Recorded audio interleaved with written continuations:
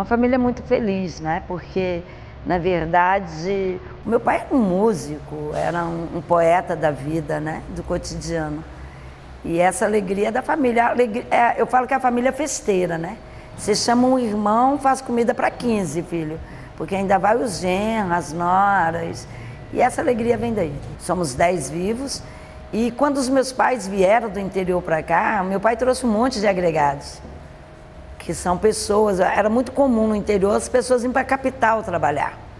Na mudança dele, que eu falo que era um verdadeiro pau de arara, né? Na mudança dele veio, acho que 4 ou 5 pessoas morar com ele. E o pior é que eles vieram sem ter casa, né? Vieram para Belo Horizonte, ficaram na casa de... que eu falo que o caixeiro viajante que ele conheceu lá no interior deu azar, né? Deixou o endereço com ele, ele bateu na porta do cara com uma família enorme. E ficaram lá até conseguir uma casa no Esplanada. Então, eu fui criada com muitas pessoas. Era uma média de 20 pessoas em casa. A minha primeira imagem é do bairro Nova Vista, né? Que eu mudei para lá, eu tinha 5 anos. Então, era uma casa de 3 cômodos, só que os cômodos eram enormes. E tinha aquelas camas de abrir e de fechar, a cama de campanha, que à noite eles abriam aquele monte de cama e colocava todo mundo ali. A casa tinha um quarto, uma sala e uma cozinha. A divisória do quarto, para separar o quarto dos meus pais, era guarda-roupa. Então, assim, mas éramos muito felizes. Né? Claro que uma família bastante pobre, mas uma família feliz, uma família alegre, nunca passamos fome, né? Tínhamos as dificuldades comuns, afinal, meu pai criou uma família ganhando salário mínimo, né? Então ele trabalhava de alfaiate, ele era o arquiteto dos tecidos, então trabalhava muito, né, para criar esse monte de gente. Com meu pai veio a minha avó com os filhos dela, que ela tinha ficado viúva, então éramos muitos, né? Ele que era o grande provedor com um salário mínimo, encostado pelo INSS, né? Ele havia tido tuberculose, mas ele sempre trabalhou como alfaiate. E minha mãe lavadeira, né? Mas éramos todos muito alegres. O fato de sermos pobres não nos impedia de ter essa alegria e todos muito bem criados, né? Meu pai sempre ensinou a gente a ser feliz.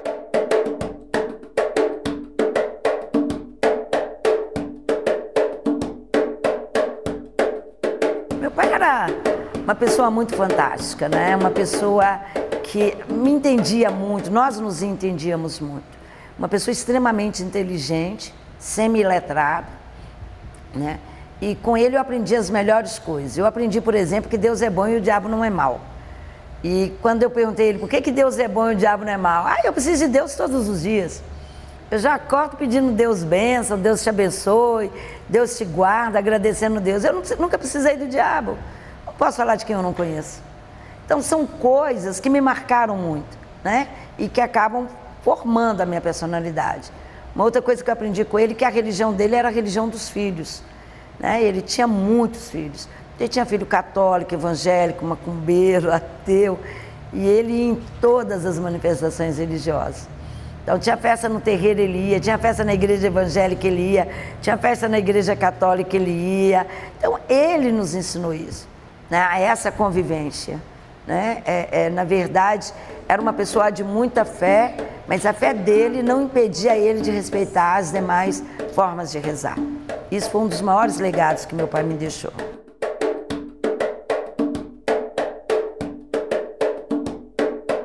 A minha mãe, sempre uma mulher extremamente trabalhadora, sabe? Minha mãe era uma lavadeira, passadeira, cozinhava muito bem e era uma pessoa pouco expansiva, mas era uma pessoa que amava muito esse marido dela. Então nós vivemos num lar de muito amor. Talvez isso seja um dos componentes da família ser muito unida até hoje, né? Os nossos pais se amavam muito. Minha mãe era branca e meu pai é negro. A minha mãe, ela é filha única, né? A minha avó tinha os olhos azuis, né? E o meu pai era negro, filho de escravo. Eles tiveram seus problemas de casamento. A família da minha mãe tinha mais essa questão da racialidade, né? A família dos negros, dos pretos. Mas isso não nos impedia, né, de conviver todos. O meu pai, na verdade, a minha família era o lado pobre da família da minha mãe, né? Essa multirracialidade, ela sempre foi muito presente, porque eu tenho irmãos brancos, mais claros, irmãos pretos, e a gente acaba brincando muito, né? A gente acaba levando isso na brincadeira, mas nós sempre tivemos a consciência dessa negritude como uma forma afirmativa de ser.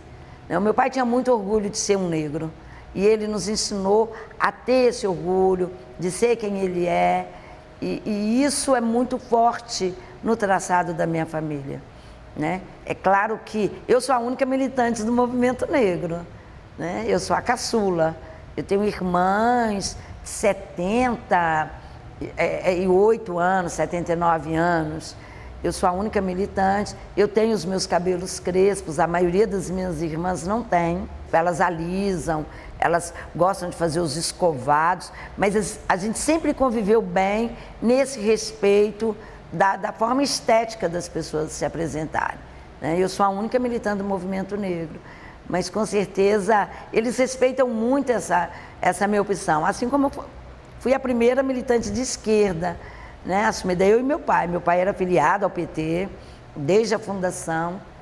A gente sempre teve essa consciência. A minha família toda é de esquerda, né? Pelo menos essa geração mais próxima do meu pai, todos nós, os irmãos. E hoje já não somos todos, né, com essa posição política, mas todos convivem muito bem.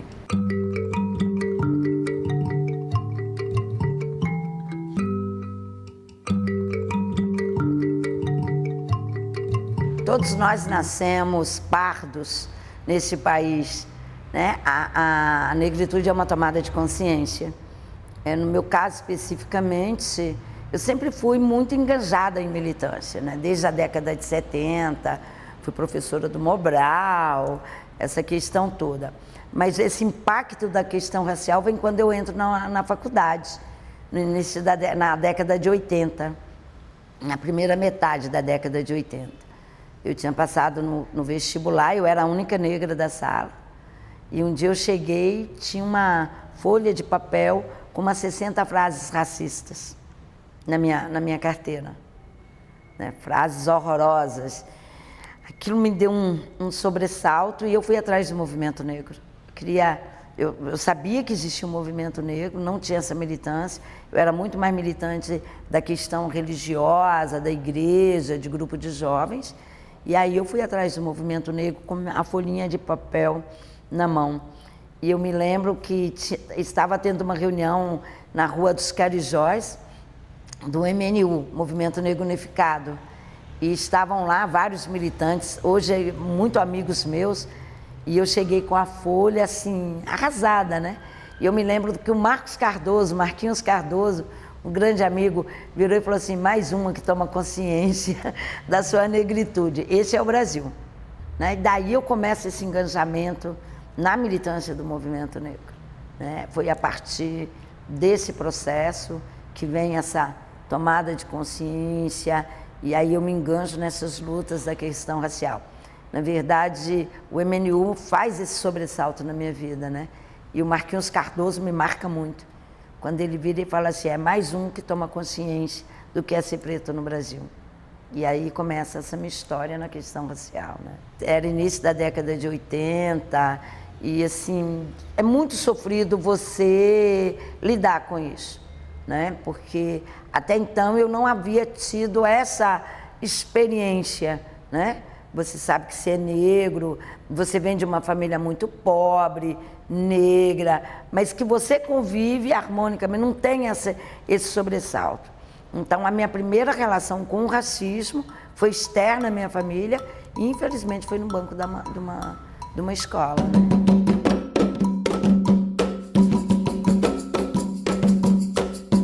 Eu e minha irmã gêmea fomos as primeiras a tirar primeiro e segundo grau completo. Até nós, o máximo que se chegava era a 4ª série primária. Eu tenho irmãs iletradas, né? E a diferença minha para minha irmã gêmea é quase 20 anos. Porque quando eu fiz a faculdade, na verdade, eu ganhei uma bolsa de uma agência internacional chamada Fundo Cristão para Crianças. Eu tinha uma história de ser militante dessa organização e em 1978 eu ganhei um prêmio de redação. Eu ganhei um prêmio internacional, na verdade era um concurso de desenho e eu ganhei o concurso pela redação. Isso 75, 76 que eu ganhei esse prêmio. Eu desenhei a cidade do futuro. Como eu não sei desenhar, eu fiz uma colagem com dados de computador, negativo de filme, e cartão de loteria, que na época era picotado. Aí eu fiz um desenho de uma cidade do futuro, né? Fiz uma montagem e escrevi uma redação falando do que seria o Brasil no futuro com a automação. Isso em 78. Era um concurso de artes internacional e eu ganhei o primeiro lugar pela redação, não pelo desenho, que não tinha. E ficou guardado. Eu fui ganhei no Brasil, ganhei no estado, no Brasil, e fiquei em primeiro lugar a nível mundial. Só que eu não sabia que isso significaria uma bolsa de estudo no futuro. Quando eu passei no vestibular, eu não tinha dinheiro para estudar, aquela dificuldade. Uma amiga minha, Madalena, que era diretora do Pica-Pau Amarelo, foi a primeira escola alternativa de BH, né, que era uma cooperativa de ensino, naquela época, que era integração de classe, e eu trabalhava nessa escola. Ela acionou eles: ela passou no vestibular, já ganhou um prêmio de vocês e não tem dinheiro para pagar a escola. Aí que eu fiquei sabendo que eu tinha bolsa. E aí foi por isso que eu fui para a faculdade. Eu formei em 87 e a minha irmã gêmea só entrou na faculdade na década de 2000. Então, e hoje a segunda geração toda nossa só não fez faculdade quem não quis, porque teve cotas nesse país. Os netos do meu pai, os bisnetos do meu avô escravizado, iletrado, todos fizeram faculdade. Puderam fazer faculdade, porque teve cotas nesse país. Então isso demonstra, né, que, na verdade, o fato das minhas irmãs, várias delas serem iletradas, vários dos meus irmãos não terem podido cursar o segundo grau ou mesmo a universidade, não foi por incompetência, foi por falta de oportunidade. Então esse é o quadro da educação no Brasil, né? A importância da política de cotas, para mim, ela é afirmada quando eu vejo a minha família. Hoje, todas as netas e bisnetos do meu pai puderam fazer faculdade. E todos que ainda estão em fase escolar poderão fazê-lo. Então, se meu pai estivesse vivo, eu acho que seria o maior orgulho dele, porque ele foi um dos maiores incentivadores, de minha irmã gêmea, e ele sempre falava: as outras eu não pude dar a escolaridade, porque na nossa época não tinha escola de segundo grau pública como tem hoje, ou de primeiro grau. A escola de primeiro grau na minha época era o Colégio Estadual Central, era o Marconi, eram escolas na área central. Quem morava na periferia não podia vir para essas escolas. Fora isso, eram as privadas. A Renault, Frederico Ozanam, Humberto Rosas. E aí você tinha uma política educacional de falácia, porque tinha a tal da bolsa de estudo que os deputados davam, que na verdade não eram bolsas, eram acordos. E eu pude estudar, e a minha irmã gêmea, a partir disso, né? Hoje não. Hoje nos bairros, nas comunidades, você tem a escola de primeiro e de segundo grau pública, e você tem hoje a política de cotas que pode garantir o acesso dessas pessoas à universidade.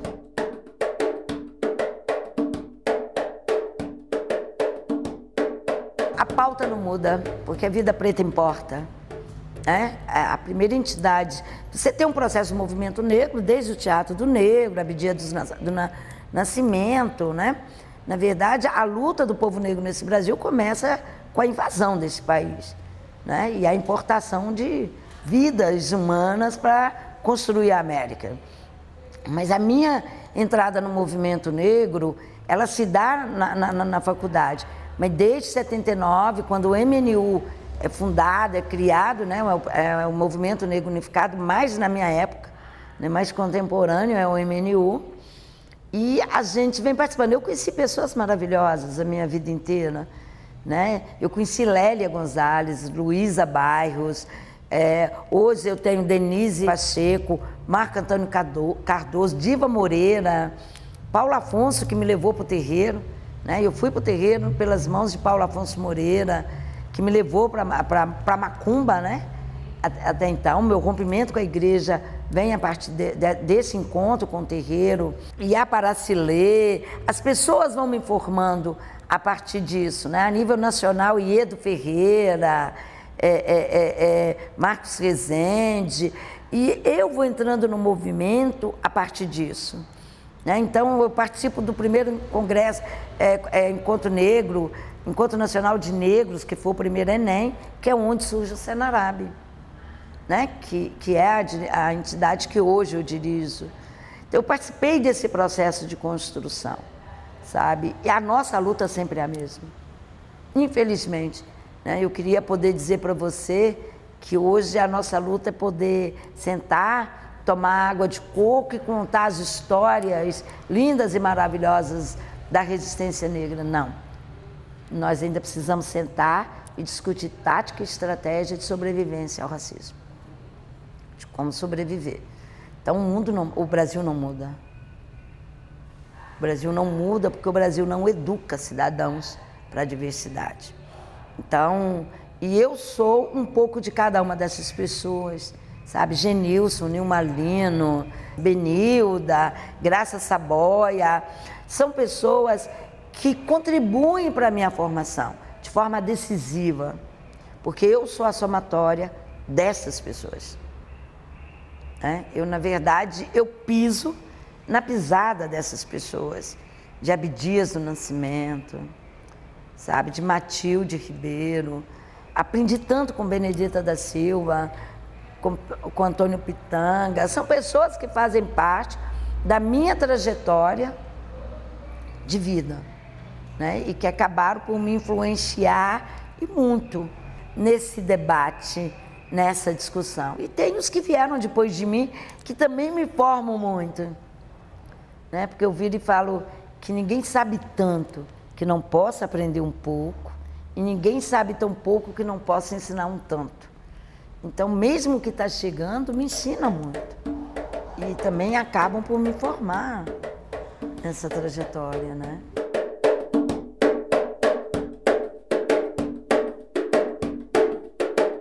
Sou mãe de um jovem Rastafari, que eu chamo de Rasta Baby, Diogo.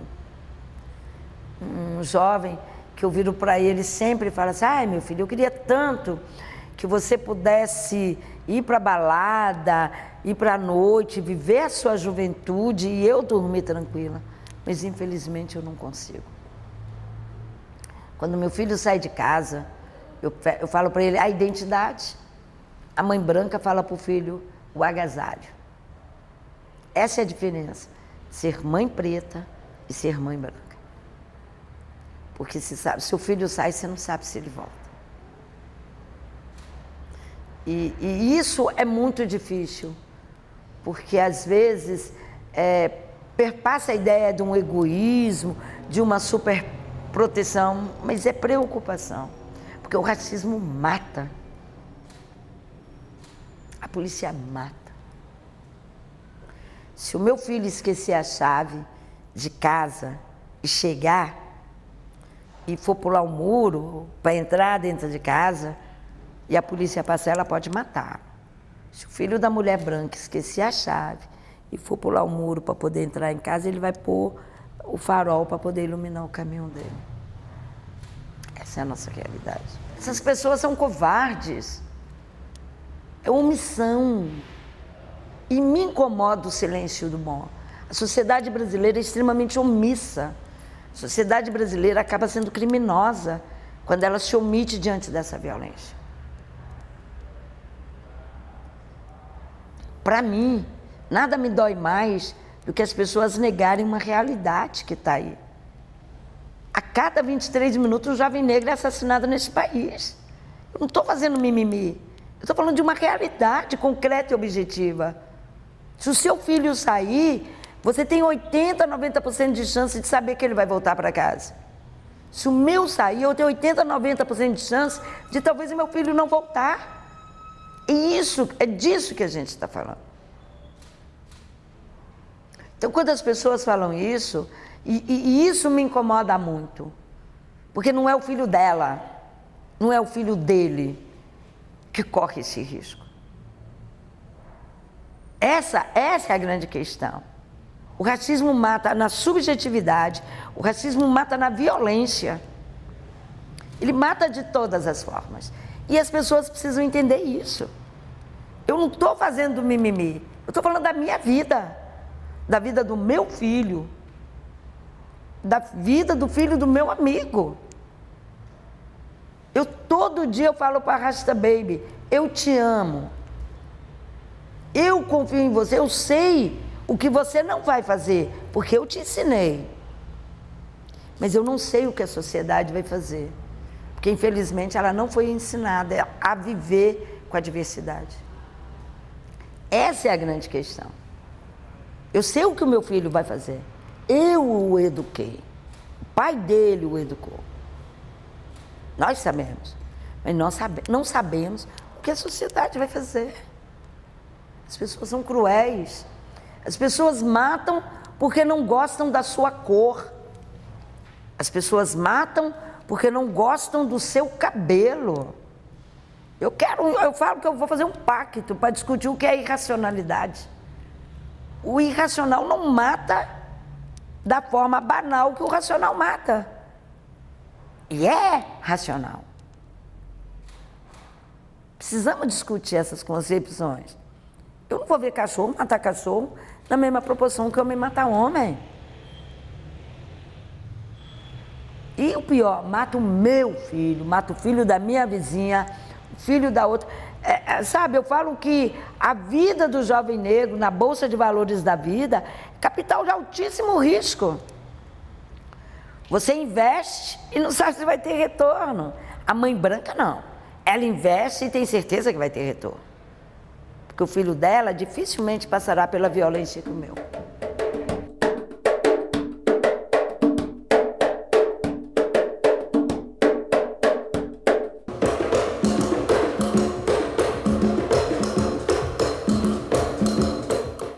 O que me levou até o candomblé foi a descoberta da minha negritude. Foi a descoberta da história, sabe, que o movimento negro me traz, dessa vivência da diversidade racial. O desejo de descobrir o que é isso, né? E talvez pelo fato de ter passado por outras religiões, né? Catolicismo, também ia nos cultos evangélicos da década de 80. Eu sempre fui muito ligada à questão de fé. Eu sempre precisei ter fé. Eu preciso ter fé. Eu, Macota Celinho. Isso é pessoal meu. Eu sempre gosto de ter essa questão da fé bem definida. Então, vasculhei tudo. E a minha família, ela já tinha uma tradição na década de 50 com a Umbanda. Eu tenho irmã umbandista, muito mais velha que eu, mas eu fui para o catolicismo e era fervorosa. Né? Eu fui professora de crisma, de catequese, fui de grupo de jovens, chamava LUPAC, Lutamos Unidos pelo Amor de Cristo. As primeiras gincanas do movimento jovem católico, eu participei, a gente criava, e sempre dentro dessa coisa do voluntariado, de ganhar comida, de ganhar as coisas para doar para os mais pobres. Então eu sempre tive essa militância também na religião. Né? Eu não me contentava com ir à missa. Eu queria pôr a minha fé a serviço dessa busca de ajuda ao outro. Né? A Sociedade São Vicente de Paulo é isso, né? Também. Mas quando eu vou pro Paulo Afonso me leva para os terreiros, eu descobri um modo de rezar feliz, onde eu podia ser mais eu.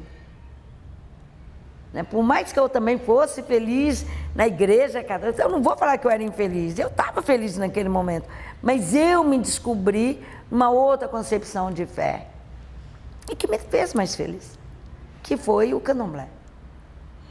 Então eu me inicio em 1991.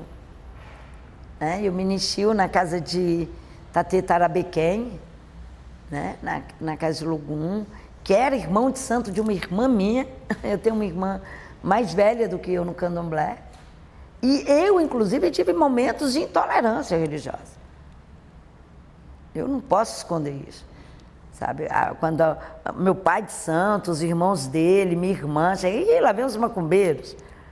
Eu precisei também ter essa tomada de consciência. Por isso que eu digo que tudo parte a partir da formação, do conhecimento. Você não nasce sabendo, você aprende a lidar com a diversidade. Eu tive meu momento intolerante, eu tive, mas ainda bem que eu aprendi a respeitar e a criar pontes, né?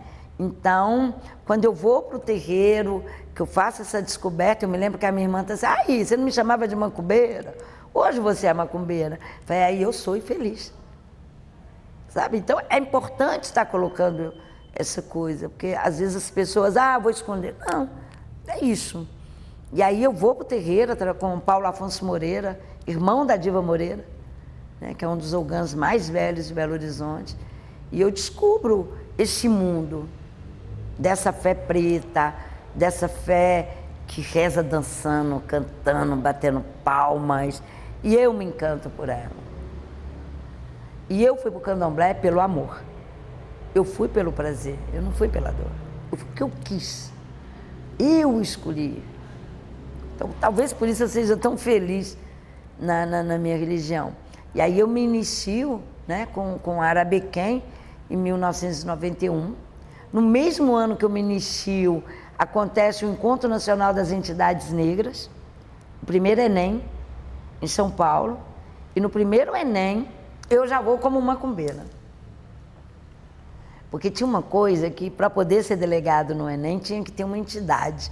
E eu não era de nenhuma, porque eu gostava de todas.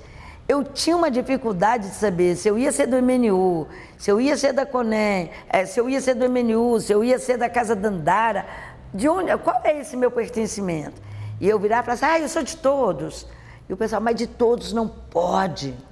Você tem que ter um para poder ser delegada. E aí eu me inicio no candomblé em abril, e aí a gente funda a Federação Mineira de Candomblessistas, a CONCAN. Aí eu chego para o pessoal na escola sindical, na retirada de delegado, opa, eu já tenho uma entidade que é minha, que é a partir da minha fé, que é a CONCAN. Aí eu saí delegada pela Congregação Mineira de Candomblessistas. Eu tinha poucos meses de santo, meses mesmo, e eu fui para o Enem, junto com várias outras pessoas de candomblé, que aí a gente faz um movimento pela CONCAN, levamos uma delegação de macumbeiros. E nesse encontro, no Enem, tinha uma questão política no movimento negro, que estava meio dividida, tinha uma disputa política com o MNU e outras organizações, e o pessoal estava brigando muito. E eu viro e falo assim, eu vou propor que o povo de santo, que nós que somos macumbeiro, a gente provoque a unidade desse povo preto do movimento social. Vamos sair desse encontro, vamos lá para fora, discutir sobre nossa lógica e depois a gente volta e conversa com eles. Aí eu propus, peguei o microfone, muito menino, vamos sair, todo mundo que é macumbeiro, vamos lá para fora, porque isso aqui não é nosso. Esse povo está brigando muito, não dá para expulsar.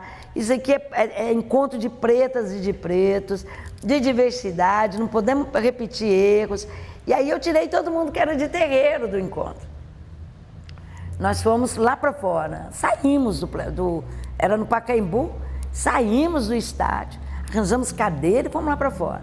E começamos a discutir o que é que nós estávamos fazendo ali. Que aquele debate do movimento negro social não nos contemplava do ponto de vista que nós éramos de terreiro, e que a gente tinha que, de alguma forma, conseguir colocar nossa pauta lá dentro. Num viés que não fosse, bonitinho, a gente respeita, bença mãe, bença pai, quase passando pelo exotismo, mas do ponto de vista da política. E aí a gente fica do lado de fora do Enem. Aí surgiu o Senarab. Aí esse coletivo resolveu dali criar uma entidade de macumbeiros, que não discutisse fé, que não fosse catequista, que, né, no sentido de catequizar, sabe, que fosse uma organização dos macumbeiros por direito. E aí a gente vira e fala, é nosso, é algo nosso, que não vai discutir se a vela está de cabeça para baixo, está de cabeça para cima, se acendeu certo, acendeu errado, mas que vai discutir que quem acende vela tem direito de acender do jeito que quiser. E aí é o Senarab. Aí voltamos para dentro do Congresso e anunciamos que estava criado o Senarab. E aí, assim, daí veio, né? Vamos fazer 32 anos agora, em abril. E 32 anos dessa mesma trajetória, porque o Senarab é isso, é um espaço para discutir direito. Nós lutamos por um Estado laico. E o que é um Estado laico para nós? É um Estado que não reze, mas que nos permita rezar e que permita àquele que não quer o direito de não rezar. Estado laico não é um Estado ateu, mas um Estado que convive com a diversidade, com a pluralidade.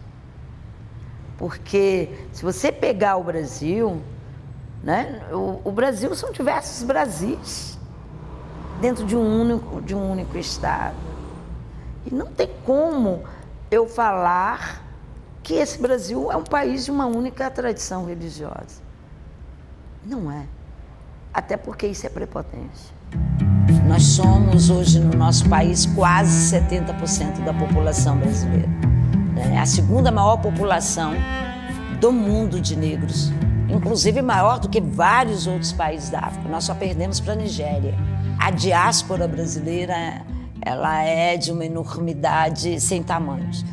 A palavra diáspora, a tradução dela é isso, semear por dispersão. Se nós somos diaspóricos, nós somos semeados nessa dispersão que significou a colonização.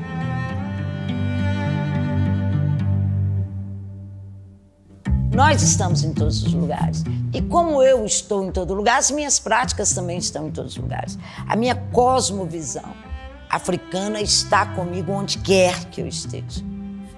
Onde quer que eu encontre um desses negros, por mais que ele fale que ele é católico, mas de noite ele acende a vela, por mais que ele fale que a minha religião é o catolicismo, a minha seita é a Umbanda, se eu não compreender que isso é um processo do racismo estrutural, eu nunca vou entendê-lo na sua subjetividade.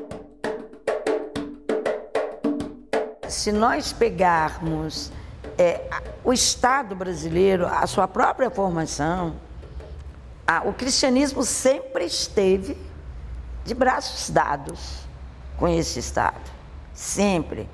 Você acha normal andar pela rua Nossa Senhora de Copacabana, morar no estado do Espírito Santo, ir para o bairro Santo Agostinho, para o bairro Nossa Senhora do Carmo, mas você não aceitará andar pela rua Exu. Não aceitará andar na rua Ogum, porque para você é comum essa relação espúria entre o Estado e a religião cristã. É comum, é normal você ir para São Sebastião do Rio de Janeiro, você ir para o estado de São Paulo, mas todo mundo estranha uma cidade que chama Exu. Então, é disso que nós precisamos dar conta, da normatização do cristianismo dentro desse Estado. E isso fez com que hoje nós tivéssemos bancada da Bíblia, bancada da bala, bancada do boi, que é a defesa de interesses dentro do campo do fazer político. E isso se naturalizou e teve seu ápice em 2016. Nós sofremos um golpe midiático da injustiça brasileira, patrocinado pela fé. Essa é a realidade, se você for olhar. Nós tivemos uma caminhada para Jesus recentemente no Espírito Santo, que a abertura foi uma réplica de uma Taurus, um tamanho gigante, em nome de Cristo. Então, a utilização da fé para esses interesses, e aí você tem um problema concreto com o neopentecostalismo. Você tem um problema concreto, real, das pequenas igrejas, grandes negócios, em nome da fé. E não tem como você virar e falar que não é isso. Sabe? Não tem como. E aí, em nome desse Deus dinheiro, desse Cristo dinheiro, você banaliza o sagrado alheio. E isso é patrocinado pelo Estado. O Estado é responsável pela concessão dos meios de comunicação. Pô, tem igreja que tem televisão e que vai lá falar mal da outra religião. Quem é que está fomentando esse racismo religioso? Estado. Então, essa relação é uma relação espúria do ponto de vista que é alimentada pelo próprio Estado, que devia me proteger. Que devia virar para não vou rezar. Vou deixar os brasileiros rezar, quem não quer rezar, o direito de não rezar. Esse é o papel do Estado. Isso é laicidade. Mas não é isso que você vê. Não é isso. Você vê o Estado mandando celebrar a missa. Você chega em Brasília, debaixo no porão de todos os ministérios tem uma capela cristã. Não é qualquer coisa. Você vai aqui no Fórum Lafayette, não sei se você já observou, entra lá, tem uma capela. Você vai à Assembleia Legislativa, está lá de todo tamanho, um crucifixo. Eu não tenho nada contra o crucifixo, mas dá para pôr um atabaque, dá para pôr um Alcorão, dá para pôr mais diversidade, ou então não põe nenhum.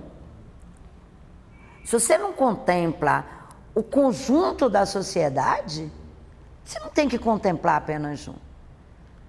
Isso é conceito de laicidade. Isso é conceito.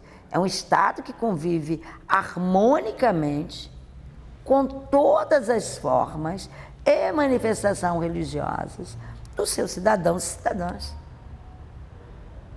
Mas não, você vai na escola, festa junina.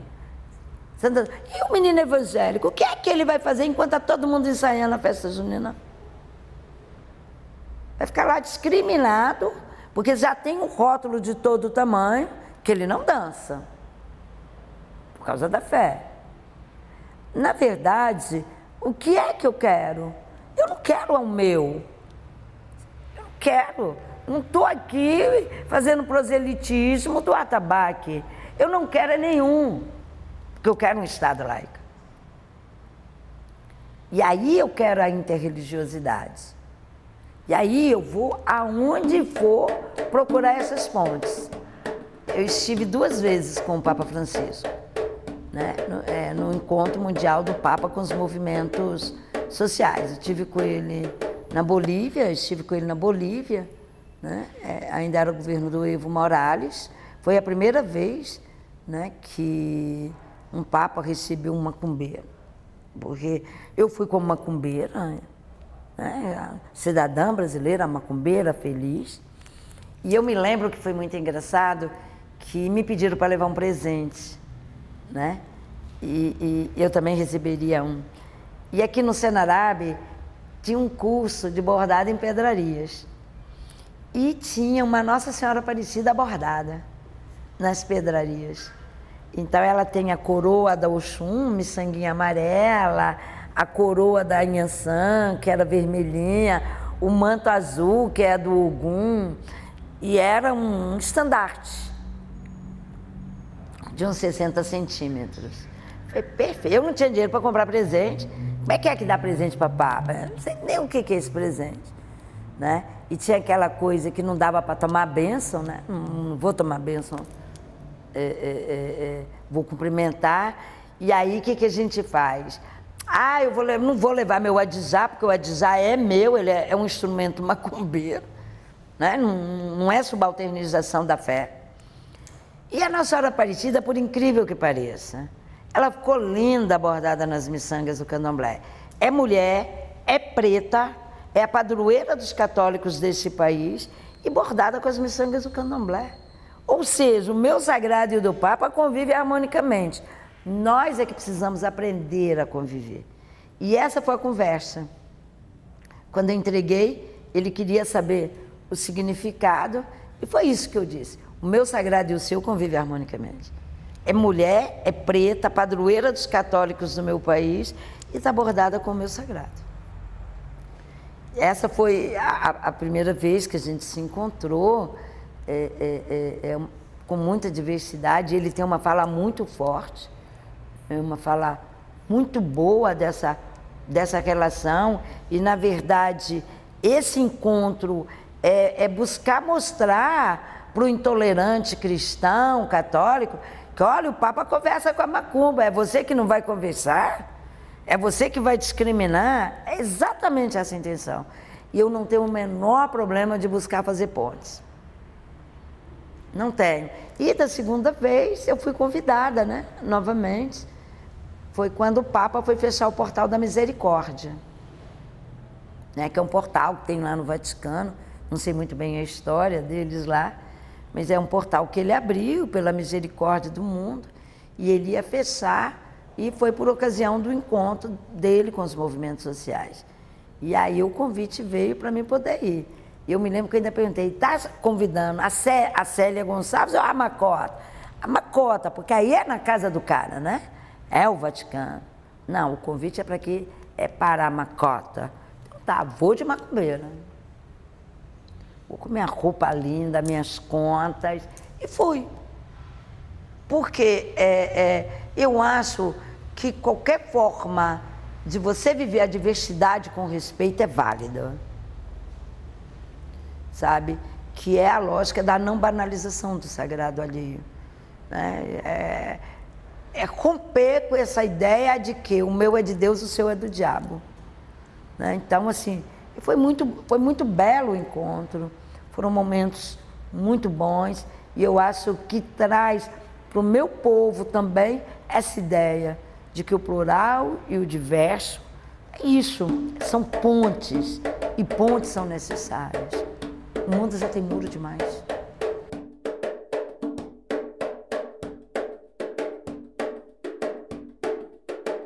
Durante toda a pandemia, a gente sempre soube que o público nosso é o público mais vulnerável. É o público preto, pobre, periférico, feminino. A primeira vítima de Covid desse país é uma mulher preta, doméstica, cuja patroa trouxe o vírus da Europa. E ela morreu. Porque a patroa com certeza teve tratamento. E nós sabíamos que essa pandemia representaria isso. Porque é esse público que desce para o trabalho, que vai para o mercado, porque enquanto a classe média alta, a elite, grande parte da sociedade vai estar dentro de casa, alguém vai precisar alimentar esse povo. E quem alimentou esse povo foi o povo preto, que dirigiu o ônibus, que dirigiu o táxi, que dirigiu o Uber, que abriu a padaria, que trabalhou na padaria. Fomos nós. O vírus, ele é democrático, o Estado não é democrático. Porque na hora de você lidar com a forma como você vai tratar, é diferenciado. Quem vai morrer por falta de ar é o pobre preto, usuário do SUS. Porque a elite vai até importar aparelho respiratório. A gente distribuiu fez muita máscara e distribuímos muita comida. Muita. Teve um dia que esse auditório aqui cabia você andar um pé na frente do outro, de tanta comida que tinha. Porque, assim, a gente correu atrás das cestas básicas, a gente passou para o Estado a relação, a gente chamou as comunidades a gente pegou doação, pra você ter uma ideia, nós não fechamos o Senarab nenhum dia, durante os 2 anos e meio de pandemia. Porque nós sabemos que o nosso povo tinha muita fome. Nós sabíamos que o vírus é democrático, o Estado não é democrático. Alguém tinha que cuidar dessas pessoas. Alguém tinha que cuidar do povo. Assim, nós fechamos todos. A ordem que era fechem os terreiros. Porque a nossa religião é a religião do afeto. É a religião do afeto. A gente reza abraçando, tocando, pegando. E nós sabíamos que a principal forma de contágio era o toque. Né? Por incrível que pareça, era uma doença que se contagia, sabe? E nós temos uma característica que diferencia das demais tradições religiosas. Os nossos terreiros não tem lugar para poder dar distanciamento. Não tem. Essa coisa de falar em distanciamento de 2 metros é só para a igreja, para a catedral, não é para macumba. E aí, assim, não tem jeito, fecha, sabe? Vamos cuidar do povo na fé, ensina banho pelo telefone, faz garrafada, põe na porta do terreiro, o povo vem pegar. E foi isso. A nossa religião, a nossa tradição, ela é essencialmente ecológica. Nós não conseguimos manter nossas práticas se nós não cultuarmos a natureza. O nosso ancestral, os nossos inquices, nossos orixás, nossos voduns, são, na verdade, aspectos da natureza. Né? Então, é uma religião eminentemente ecológica. O lema do Senarab, inclusive, é Pauê Paorixá. Matou a fúria, matou um orixá. Nós não existimos, não fosse a exuberância da natureza. O rio é Oxum, é Dandalunda, a pedra é Xangô, a mata é de Oxóssi, as plantas medicinais são de Ossanha. Então, é uma religião eminentemente ecológica. Nós não existimos se não existir natureza, se não existir a grandiosidade do que é essa relação nossa para com a natureza. Eu sou do movimento social. Eu fui candidata uma vez e é horrível. Não gostei da experiência, não quero repetir essa experiência, fui muito mais como tarefa. Eu sou uma mulher eminentemente política, porque o meu corpo é político. É a política que assegura se eu vou viver ou vou morrer. Quem decide são eles. Então não tem como não ser um corpo político, não ser uma militante, mas sem nenhum interesse de ir além disso. Né? Eu faço política 24 horas, porque quem decide se meu terreiro vai tocar, se meu povo preto vai viver é a política. Mas não. Então eu quero usar da política para garantir vida. Eu quero ir atrás dos nossos direitos, quero disputar com o Estado esse poder que ele tem de nos matar. Enquanto ele tenta nos matar, a gente tenta viver, mas no campo aqui do movimento social.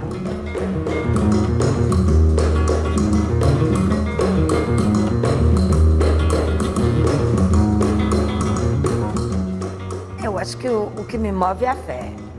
A fé e a esperança, né? A gente é tudo louco de esperança, sabe? Porque se não fosse isso, né? A gente já teria desistido. O meu avô escravo teria desistido de viver, de ligar pra gente esse orgulho de ser preto.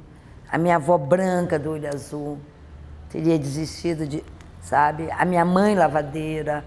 Então, eu acredito que, na verdade, a esperança é a grande mola. E nós temos sempre que ser loucos de esperança. Mas também a gente precisa ser muito problema para a psicologia moderna. Excesso de elevada autoestima sempre.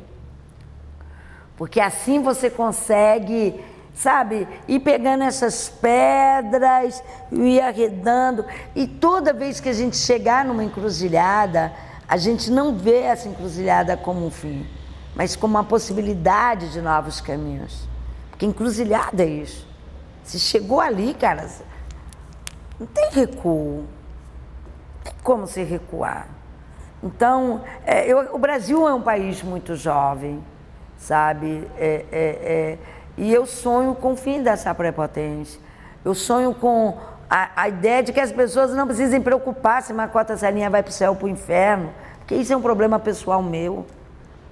Isso que as pessoas me respeitem na minha forma de rezar, na minha forma de ter fé. Então, assim, e o que me move é que eu acredito na educação. Sempre, sempre, sempre. Porque eu acredito que só educando essa sociedade a gente poderá de fato construir um mundo melhor, sabe? A educação, a ausência da educação nos levou até aqui, nos levou até 2019, sabe? Quando se teve o ápice do ódio, o ápice do crescimento da extrema-direita, do fascismo, de tudo isso. A ausência de educação. Porque quando você não educa, você não ensina o respeito. Você não ensina, sabe, a necessidade da ponte. Então, é isso que me move. Sabe? Vamos fazer pontes.